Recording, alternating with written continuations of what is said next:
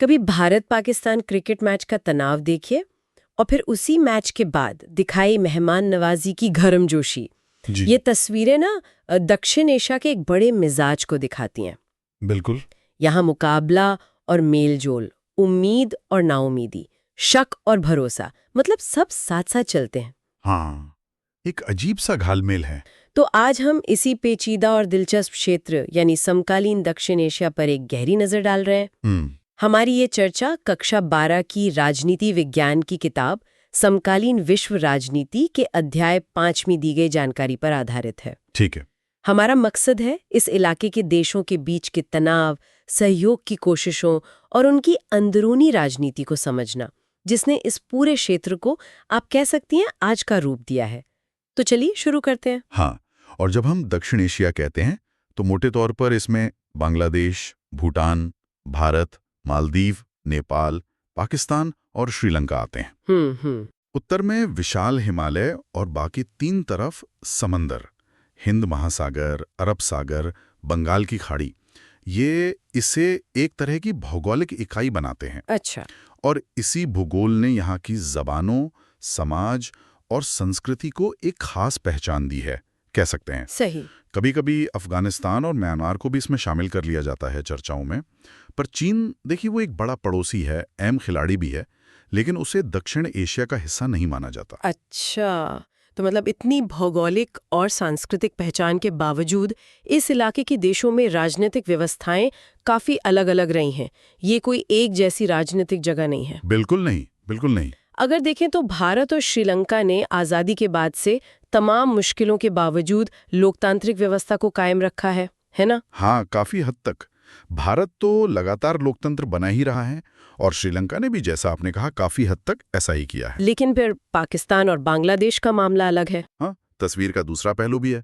पाकिस्तान और बांग्लादेश में लोकतंत्र का सफर ज्यादा उतार चढ़ाव भरा रहा है। मतलब दोनों देशों ने चुनी हुई सरकारों के साथ साथ फौजी शासन भी देखा है। हाँ, ये बात सही है कि शीत युद्ध के बाद बांग्लादेश में लोकतंत्र ज्यादातर बहाल रहा। ओके। और पाकिस्तान में भी देखें तो बेनजीर भुट्टो और नवाज शरीफ के दौर में लोकतांत्रिक सरकारें रहीं, लेकिन फिर 1999 में फौजी हुकूमत आ गई। हाँ, वो मुशर्रफ वाला दौर। हाँ, बिल्कुल। हालांकि 2008 से वहां फिर चुनी हुई सरकारें काम कर रही हैं। नेपाल की कहानी भी कम दिलचस्प नहीं है। 2006 तक महासंवैधानिक राजतंत्र था। हाँ, मतलब राजा थे लेकिन संविधान के दायरे में, पर खतरा हमेशा बना रहता था कि राजा अपनी ताकत बढ़ा लेंगे। और फिर 2006 में बड़ा बदलाव आया। बिल्कुल, एक बड़े जन आंदोलन ने लोकतंत्र को पूरी तरह बहाल किया और राजा बस नाम के रह गए। फिर 2008 में तो राजशाही खत्म ही कर दी गई और नेपाल एक लोकतांत्रिक गणराज्य बन गया। 2015 में नया संविधान भी अपनाया गया। इसमें दुर्गा थापा जैसे कार्यकर्ताओं का बड़ा योगदान रहा है, ये भी याद रखना चाहिए। सही कहा। और ये बदलाव सिर्फ बड़े देशों तक ही सीमित नहीं है। अच्छा। हाँ, छोटे देशों में भी लोकतंत्र की चाहत दिखती है।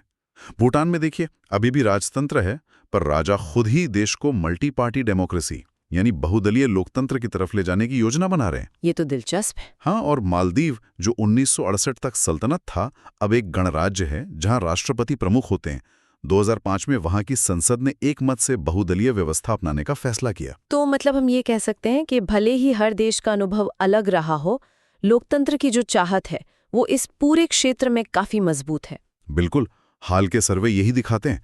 दक्षिण एशिया के 5 बड़े देशों में आम लोग, चाहे वो किसी भी धर्म या आर्थिक तबके के हों, वो लोकतंत्र को ही सबसे बेहतर शासन प्रणाली मानते हैं। अच्छा। वो प्रतिनिधि लोकतंत्र यानी चुनी हुई सरकार वाली व्यवस्था का समर्थन करते हैं। और ये एक अहम बात है, क्योंकि पहले अक्सर ये माना जाता था कि लोकतंत्र सिर्फ अमीर देशों में ही कामयाब हो सकता है। हाँ, ये धारणा थी। दक्षिण एशिया इस धारणा को चुनौती देता है। चलिए अब कुछ देशों के अनुभवों को थोड़ा और करीब से देखते हैं। पाकिस्तान की बात करें तो अक्सर ये सवाल उठता है कि वहां लोकतंत्र स्थायी क्यों नहीं हो पाया, क्या कारण रहे? देखिए, पाकिस्तान के बनने के बाद जनरल अयूब खान ने सत्ता संभाली, फिर विरोध बढ़ा तो उन्हें हटना पड़ा और जनरल याहिया खान आ गए। इन्हीं के दौर में 1971 में वो बांग्लादेश संकट हुआ और भारत से जंग के बाद पूर्वी पाकिस्तान अलग होकर बांग्लादेश बन गया। हाँ।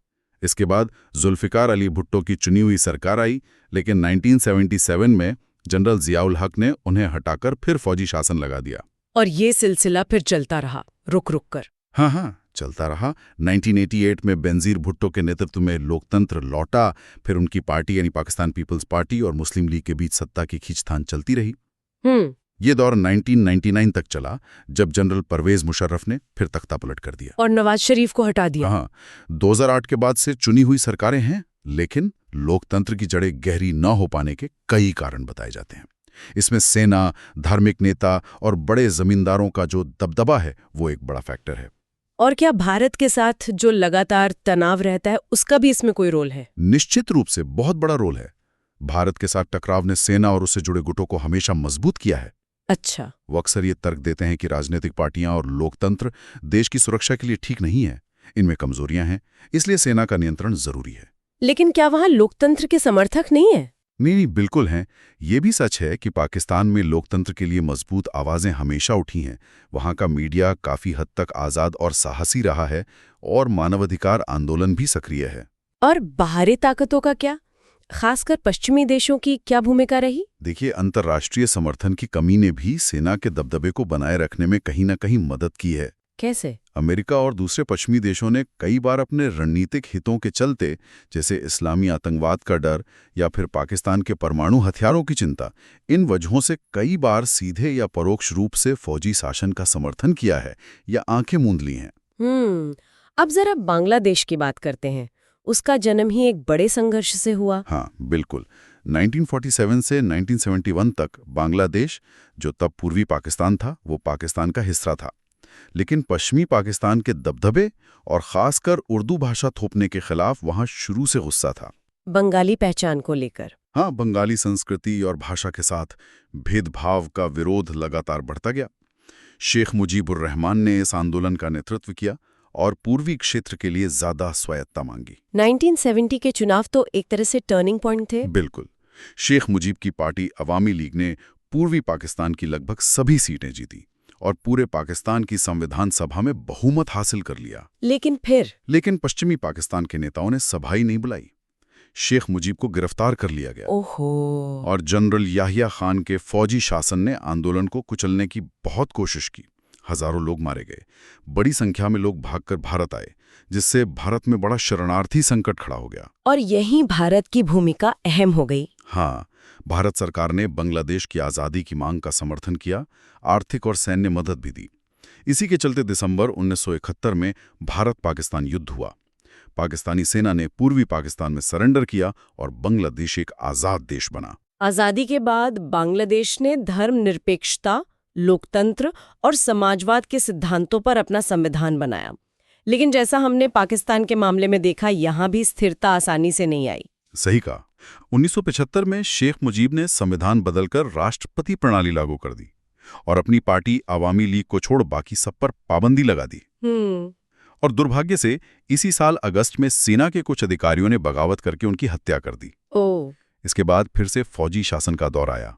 पहले जियाउर रहमान, फिर उनकी भी हत्या कर दी गई और उनके बाद लेफ्टिनेंट जनरल एचएम इरशाद सत्ता में आए। लेकिन क्या लोगों ने इसे स्वीकार कर लिया? लोकतंत्र की मांग दबी नहीं? नहीं, बिल्कुल नहीं दबी। बांग्लादेश के लोग जल्दी लोकतंत्र की मांग के समर्थन में उठ खड़े हुए और इसमें छात्र सबसे आगे थे। अच्छा। इरशाद को मजबूरन कुछ हद तक राजनीतिक गतिविधि की अनुमति देनी पड़ी, लेकिन विरोध बढ़ता गया और आखिरकार बड़े पैमाने पर सार्वजनिक विरोध प्रदर्शनों ने इरशाद को 1990 में पद छोड़ने पर मजबूर कर दिया। और फिर लोकतंत्र लौटा। हाँ, 1991 में चुनाव हुए। तब से बांग्लादेश में मोटे तौर पर बहुदलीय चुनावों पर आधारित प्रतिनिधि लोकतंत्र काम कर रहा है। नेपाल का रास्ता भी काफी उतार चढ़ाव भरा रहा। राजशाही से लोकतंत्र तक का सफर कैसा था वहां? नेपाल लंबे समय तक एक हिंदू राजशाही रहा, फिर आधुनिक काल में कई सालों तक एक संवैधानिक राजतंत्र बना। लेकिन इस पूरी अवधि में असली ताकत राजा के पास ही रही, सेना की मदद से। जबकि राजनीतिक दल और आम लोग ज्यादा खुली और जवाबदेह शासन प्रणाली चाहते थे। तो बदलाव कब आया? 1990 में एक बड़े लोकतंत्र समर्थक आंदोलन के बाद राजा लोकतांत्रिक संविधान की मांग मानने पर राजी हुए। लेकिन जो लोकतांत्रिक सरकारें बनी, उनका कार्यकाल छोटा और उथल-पुथल भरा रहा। और इसी दौर में माओवादियों का भी उभार हुआ। हाँ, बिल्कुल। 90 के दशक के दौरान नेपाल के माओवादी, जो राजा और सत्तारूढ़ अभिजात वर्ग के खिलाफ सशस्त्र विद्रोह में विश्वास रखते थे, वो नेपाल के कई हिस्सों में अपना प्रभाव फैलाने में सफल रहे। तो एक तरह का त्रिकोणीय संघर्ष शुरू हो गया। हाँ, इससे माओवादी छापामारों और राजा की सशस्त्र सेनाओं के बीच हिंसक संघर्ष हुआ। कुछ समय के लिए राजतंत्रवादी ताकतों, लोकतंत्रवादियों और माओवादियों के बीच त्रिकोणीय संघर्ष की स्थिति बन गई। और फिर 2002 में राजा ने और कड़ा कदम उठाया। हाँ, 2002 में राजा ने संसद को भंग कर दिया और सरकार को बर्खास्त कर दिया। इस तरह जो सीमित लोकतंत्र था उसे भी खत्म कर दिया। लेकिन 2006 में फिर बड़ा बदलाव आया, एक और जन आंदोलन। बिल्कुल, अप्रैल 2006 में बड़े पैमाने पर पूरे देश में लोकतंत्र समर्थक विरोध प्रदर्शन हुए। इस बार संघर्षरत लोकतंत्र समर्थक ताकतों को पहली बड़ी जीत मिली जब राजा को अप्रैल 2002 में भंग की गई प्रतिनिधि सभा को बहाल करने के लिए मजबूर होना पड़ा। इस आंदोलन का नेतृत्व कौन कर रहा था? ये काफी हद तक अहिंसक आंदोलन था जिसका नेतृत्व 7 पार्टी अलायंस, SPA, माओवादियों और सामाजिक कार्यकर्ताओं ने मिलकर किया था। तो नेपाल का लोकतंत्र में परिवर्तन लगभग पूरा हो गया है। हाँ, कह सकते हैं। 2008 में नेपाल राजशाही को समाप्त करने के बाद एक लोकतांत्रिक गणराज्य बन गया। 2015 में इसने एक नया संविधान अपनाया। लेकिन क्या सब कुछ आसानी से हो गया? नहीं, चुनौतियां थीं। कुछ वर्गों को लगा कि अतीत से अपने संबंध बनाए रखने के लिए एक नाम मात्र की राजशाही जरूरी है। माओवादी समूहों ने सशस्त्र संघर्ष छोड़ने पर तो सहमति व्यक्त की, लेकिन वो चाहते थे कि संविधान में सामाजिक और आर्थिक पुनर्गठन के कट्टरपंथी कार्यक्रम शामिल हों, जिससे SPA के सभी दल सहमत नहीं थे। और भारत की भूमिका को लेकर भी कुछ संदेह थे। हाँ, भारत सरकार और नेपाल के भविष्य में उसकी भूमिका को लेकर भी माओवादियों और कुछ अन्य राजनीतिक समूहों में गहरा संदेह था। चलिए अब श्रीलंका की बात करते हैं। जैसा हमने शुरू में कहा, वहां लोकतंत्र तो कायम रहा, लेकिन एक अलग तरह की चुनौती सामने आई, जातीय संघर्ष की। बिल्कुल, श्रीलंका ने 1948 में अपनी स्वतंत्रता के बाद से लोकतंत्र बनाए रखा है, लेकिन इसे एक गंभीर चुनौती का सामना करना पड़ा। सेना या राजशाही से नहीं, बल्कि जातीय संघर्ष से, जिसके कारण एक क्षेत्र द्वारा अलगाव की मांग की गई। ये संघर्ष किसके बीच था? स्वतंत्रता के बाद श्रीलंका, जो तब सीलोन कहलाता था, उसकी राजनीति में बहुसंख्यक सिंघली समुदाय के हितों का प्रतिनिधित्व करने वाली ताकतों का वर्चस्व था। वे बड़ी संख्या में उन तमिलों के प्रति शत्रुतापूर्ण थे जो भारत से श्रीलंका चले गए थे और वहीं बस गए थे। सिंघली राष्ट्रवादियों ने सोचा कि श्रीलंका को तमिलों को कोई रियायतें नहीं देनी चाहिए, क्योंकि श्रीलंका केवल सिंघली लोगों का है। और इसी नजरअंदाजी ने तमिल राष्ट्रवाद को हवा दी। हाँ, तमिल चिंताओं की उपेक्षा ने उग्रवादी तमिल राष्ट्रवाद को जन्म दिया।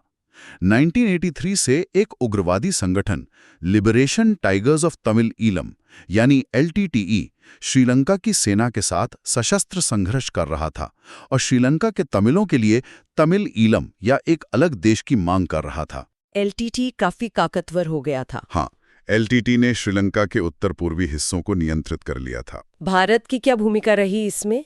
क्योंकि भारत में भी बड़ी तमिल आबादी है, तो जाहिर है दबाव रहा होगा। बिल्कुल, इस समस्या में भारतीय मूल के लोग शामिल हैं और भारत में तमिल लोगों का काफी दबाव था कि भारत सरकार को श्रीलंका में तमिलों के हितों की रक्षा करनी चाहिए। तो भारत सरकार ने क्या किया? भारत सरकार ने समय समय पर श्रीलंकाई सरकार के साथ तमिल प्रश्न पर बातचीत करने की कोशिश की है।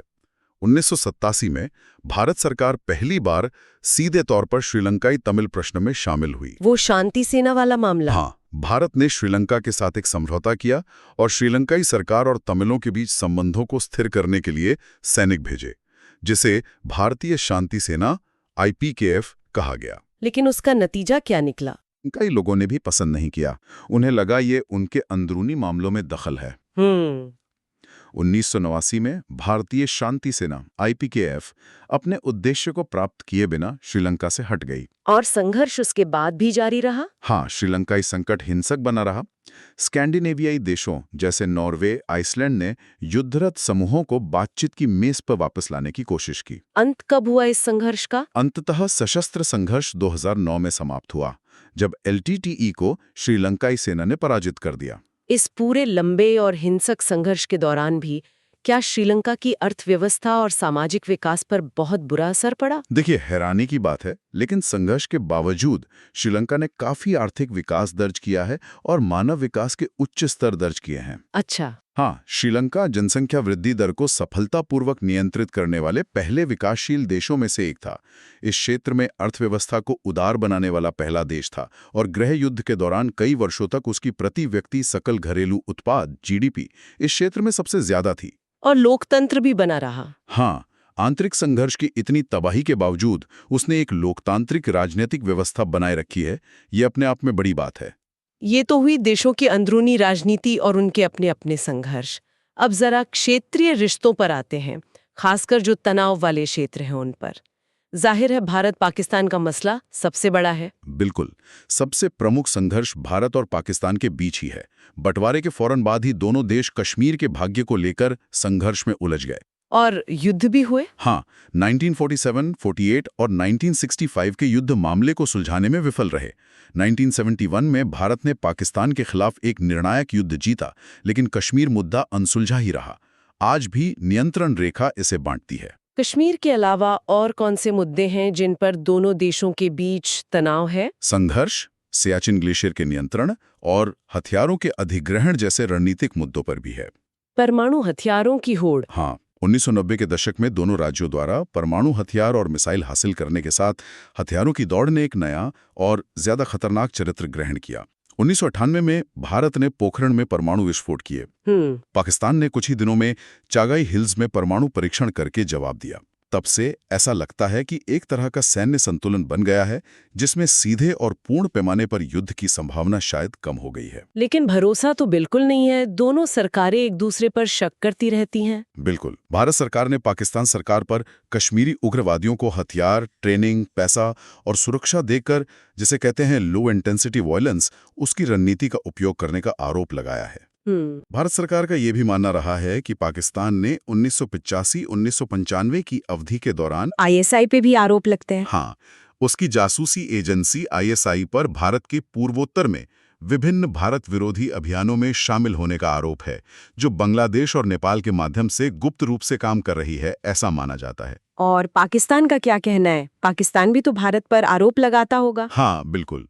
बदले में पाकिस्तान सरकार सिंध और बलूचिस्तान प्रांतों में परेशानी भड़काने के लिए भारत सरकार और उसकी सुरक्षा एजेंसियों को दोषी ठहराती है। पानी के बंटवारे को लेकर भी कुछ समस्याएं हैं। हाँ, नदी जल बंटवारे को लेकर भी समस्याएं रही हैं। हालांकि 1960 में सिंधु जल संधि हुई थी विश्व बैंक की मदद से, और वो संधि विभिन्न सैन्य संघर्षों के बावजूद आज तक कायम है, जो अपने आप में एक बड़ी बात है। लेकिन फिर भी मतभेद है। हाँ, संधि की व्याख्या और नदी जल के उपयोग के बारे में अभी भी कुछ मामूली मतभेद हैं। इसके अलावा कच्छ के रण में सर क्रीक में सीमांकन रेखा पर भी असहमति है। भारत के दूसरे पड़ोसियों के साथ कैसे रिश्ते हैं? जैसे बांग्लादेश के साथ क्या मुद्दे रहे हैं? भारत और बांग्लादेश सरकारों के बीच गंगा और ब्रह्मपुत्र नदी के पानी के बंटवारे सहित कई मुद्दों पर मतभेद रहे हैं। भारत सरकार बांग्लादेश द्वारा भारत में अवैध अप्रवासन से इनकार करने, भारत विरोधी इस्लामी कट्टरपंथी समूहों के लिए उसके कथित समर्थन, भारतीय सैनिकों को अपने क्षेत्र से पूर्वोत्तर भारत में जाने की अनुमति देने से इनकार करने और भारत को प्राकृतिक गैस का निर्यात नहीं करने या म्यांमार को बांग्लादेशी क्षेत्र के माध्यम से ऐसा करने की अनुमति नहीं देने के निर्णय से नाखुश रही है। और बांग्लादेश की क्या शिकायतें हैं भारत से? बांग्लादेशी सरकारों ने महसूस किया है कि भारत सरकार नदी जल के बंटवारे पर एक क्षेत्रीय धमकाने वाले या बिग ब्रदर की तरह व्यवहार करती है। चटगांव पहाड़ी इलाकों में कथित तौर पर विद्रोह को प्रोत्साहित करती है, उसकी प्राकृतिक गैस निकालने की कोशिश करती है और व्यापार में अनुचित व्यवहार करती है। लेकिन क्या सिर्फ मतभेद ही है या कुछ सहयोग भी होता है? नहीं, सहयोग भी है। पिछले 20 सालों में आर्थिक संबंधों में काफी सुधार हुआ है। बांग्लादेश भारत की लुक ईस्ट नीति, जो 2014 से एक्ट ईस्ट हो गई है, उसका एक महत्वपूर्ण हिस्सा है। आपदा प्रबंधन और पर्यावरणीय मुद्दों पर नियमित रूप से सहयोग किया है और 2015 में उन्होंने कुछ एन्क्लेव का आदान प्रदान भी किया, जो एक बड़ी उपलब्धि थी। नेपाल के साथ भारत के रिश्ते तो काफी खास माने जाते हैं, बिना वीजा पासपोर्ट वाली बात। बिल्कुल, नेपाल और भारत एक बहुत ही खास रिश्ता साझा करते हैं। एक संधि है जिसके तहत दोनों देशों के नागरिक बिना वीजा और पासपोर्ट के एक दूसरे के यहाँ यात्रा कर सकते हैं और काम कर सकते हैं। लेकिन फिर भी कुछ खटपट रहती है। हाँ, इसके बावजूद अतीत में व्यापार संबंधी विवाद हुए हैं।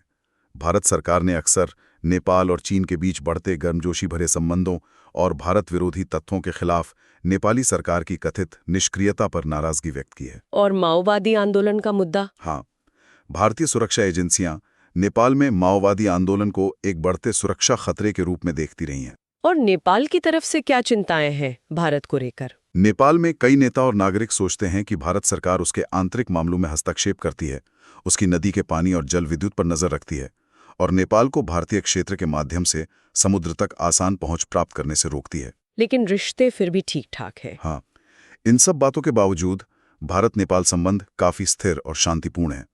व्यापार, वैज्ञानिक सहयोग, साझा प्राकृतिक संसाधन, बिजली उत्पादन और इंटरलॉकिंग जल प्रबंधन ग्रिड, ये सब दोनों देशों को एक साथ रखते हैं। श्रीलंका के साथ भारत के रिश्तों में मुश्किलें ज्यादातर जातीय संघर्ष को लेकर रहीं, जैसा हमने पहले बात की। हाँ, और 1987 के सैन्य हस्तक्षेप के बाद, जैसा मैंने कहा, भारत सरकार अब श्रीलंका की आंतरिक परेशानियों के प्रति एक तरह से अलगाव की नीति पसंद करती है। लेकिन व्यापारिक रिश्ते मजबूत हुए हैं। हाँ, भारत ने श्रीलंका के साथ एक मुक्त व्यापार समझौते पर हस्ताक्षर किए, जिससे संबंध मजबूत हुए और सुनामी के बाद पुनर्वास में भारत की मदद ने भी दोनों देशों को करीब ला दिया है। भूटान और मालदीव के साथ भारत के रिश्ते कैसे हैं? भारत के भूटान के साथ भी बहुत विशेष संबंध हैं और भूटानी सरकार के साथ कोई बड़ा संघर्ष नहीं है। भूटानी सम्राट द्वारा पूर्वोत्तर भारत के गुरिल्लाओं और उग्रवादियों को अपनी जमीन से खत्म करने के प्रयास भारत के लिए काफी सहायक रहे हैं। भारत भूटान में बड़ी जल विद्युत परियोजनाओं में शामिल है। मालदीव के साथ भी भारत के संबंध गर्म और सौहार्दपूर्ण बने हुए हैं। वो 1988 वाली घटना? 1988 में जब कुछ भाड़े के सैनिकों ने तख्तापलट की कोशिश की थी, तो भारत ने फौरन मदद भेजी थी। इसके अलावा भारत मालदीव के आर्थिक विकास, पर्यटन और मत्स्य पालन में भी योगदान देता रहा है। तो इसका कुल मिलाकर क्या मतलब निकलता है? क्या भारत का बड़ा आकार और ताकत ही पड़ोसियों में शक पैदा करते हैं? हाँ, ये एक बड़ा फैक्टर है। भारत का आकार और शक्ति पड़ोसियों में स्वाभाविक रूप से कुछ संदेह पैदा करते हैं। उन्हें डर लगता है कि भारत कहीं क्षेत्रीय रूप से प्रभावशाली शक्ति न बन जाए। और भारत सरकार क्या महसूस करती है? वहीं भारत सरकार अक्सर महसूस करती है कि उसके पड़ोसी उसका शोषण करते हैं और वो पड़ोसी देशों में राजनीतिक अस्थिरता से भी चिंतित रहती है, क्योंकि इससे बाहरी ताकतों को इस क्षेत्र में प्रभाव डालने का अवसर मिल सकता है। छोटे देश डरते हैं कि भारत उन पर हावी होना चाहता है। हाँ, ये डर रहता है कि भारत क्षेत्रीय रूप से हावी होने वाला देश बनना चाहता है। क्या दक्षिण एशिया में सभी संघर्ष सिर्फ भारत और उसके पड़ोसियों के बीच ही हैं या आपस में भी हैं? नहीं, ये ध्यान रखना भी महत्वपूर्ण है कि दक्षिण एशिया में सभी संघर्ष भारत और उसके पड़ोसियों के बीच नहीं है। जैसे नेपाल और भूटान के बीच जातीय नेपालियों के भूटान में प्रवास को लेकर अतीत में असहमति रही है। इसी तरह बांग्लादेश और म्यांमार में रोहिंग्याओं के म्यांमार से प्रवास पर असहमति रही है। बांग्लादेश और नेपाल में हिमालय नदी जल के भविष्य पर भी कुछ मतभेद रहे हैं। लेकिन हाँ, ये सच है कि प्रमुख संघर्ष और मतभेद भारत और अन्य देशों के बीच है, जिसका एक कारण इस क्षेत्र का भूगोल भी है, जहां भारत केंद्र में है। इतने सारे संघर्षों और मतभेदों के बावजूद क्या इस क्षेत्र में शांति और सहयोग की कोई कोशिशें भी हुई हैं, जैसे सार्क की स्थापना हुई थी? बिल्कुल। इतने संघर्षों के बावजूद दक्षिण एशिया के राज्य आपस में सहयोग और मैत्रीपूर्ण संबंधों के महत्व को पहचानते हैं। दक्षिण एशियाई क्षेत्रीय सहयोग संगठन सार्क 1985 में शुरू किया गया एक प्रमुख रीजनल पहल है।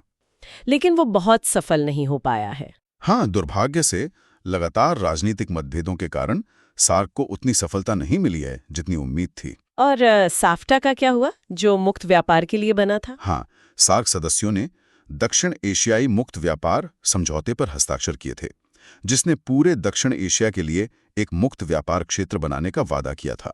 यह समझौता 2004 में साइन हुआ और 1 जनवरी 2006 को लागू हुआ। इसका मकसद क्या था? साफ्टा का उद्देश्य व्यापार पर लगने वाले शुल्क यानी टैरिफ को कम करना था।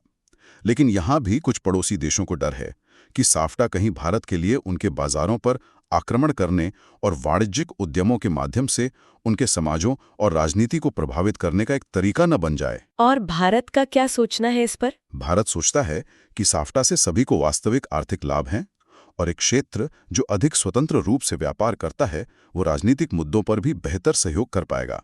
लेकिन भारत पाकिस्तान के बीच तो ये सब पीछे छूट जाता है। पाकिस्तान संबंधों में तनाव को प्रबंधित करने और शांति बनाने के लिए कई प्रयास हुए हैं। दोनों देश युद्ध के जोखिम को कम करने के लिए विश्वास बहाली के उपाय यानी CBMs करने पर सहमत हुए हैं। सामाजिक कार्यकर्ताओं और प्रमुख हस्तियों ने भी दोनों देशों के लोगों के बीच दोस्ती का माहौल बनाने के लिए सहयोग किया है। नेता मिलते हैं, बातचीत होती है, बस सेवाएं शुरू होती हैं, फिर बंद हो जाती हैं, ये चलता रहता है। इस पूरे क्षेत्र पर बाहरी ताकतों का कितना असर है? खासकर चीन और संयुक्त राज्य अमेरिका की क्या भूमिका है? देखिए, कोई भी क्षेत्र निर्वात में या वैक्यूम में मौजूद नहीं होता। चीन और संयुक्त राज्य अमेरिका दक्षिण एशियाई राजनीति में प्रमुख खिलाड़ी बने हुए हैं। चीन का असर तो बढ़ रहा है। हाँ, चीन भारत संबंधों में पिछले कुछ समय में काफी सुधार हुआ है, लेकिन पाकिस्तान के साथ चीन की जो रणनीतिक साझेदारी है वो एक बड़ी बाधा बनी हुई है। हालांकि विकास और वैश्वीकरण की मांगों ने दो एशियाई दिग्गजों यानी भारत और चीन को आर्थिक रूप से करीब ला दिया है। और अमेरिका की भूमिका शीत युद्ध के बाद से क्या बदलाव आया है? शीत युद्ध के बाद दक्षिण एशिया में अमेरिकी भागीदारी तेजी से बढ़ी है। अमेरिका के भारत और पाकिस्तान दोनों के साथ अच्छे संबंध है और वो अक्सर भारत-पाकिस्तान संबंधों में मध्यस्थ के रूप में काम करता है या करने की कोशिश करता है। आर्थिक कारण भी हैं? हाँ, दोनों देशों में आर्थिक सुधारों और उदार आर्थिक नीतियों ने इस क्षेत्र में अमेरिकी भागीदारी की गहराई को बहुत बढ़ा दिया है। अमेरिका में बड़ी संख्या में दक्षिण एशियाई प्रवासी रहते हैं और इस क्षेत्र की जनसंख्या और बाजारों का विशाल आकार भी अमेरिका को क्षेत्रीय सुरक्षा और शांति के भविष्य में एक अतिरिक्त हिस्सेदारी देता है। तो हमने देखा कि दक्षिण एशिया विरोधाभासों का एक जटिल क्षेत्र है। यहाँ गहरी जड़ें जमाए संघर्ष भी है, तो लोकतंत्र और सहयोग की मजबूत आकांक्षाएं भी। बिल्कुल। राजनीतिक प्रणालियों में विविधता है, जातीय तनाव है, सीमा विवाद है, लेकिन साथ ही साथ साझा सांस्कृतिक धागे और मिलकर काम करने से संभावित आर्थिक लाभ भी हैं। हाँ, लोकतंत्र का रिकॉर्ड मिला जुला है, जैसा हमने देखा। प्रमुख विवाद विशेषकर भारत-पाकिस्तान के बीच वो बने हुए हैं, लेकिन साथ ही शांति की दिशा में और सार्क, साफ्टा जैसे क्षेत्रीय ढांचों को मजबूत करने के प्रयास भी लगातार जारी हैं।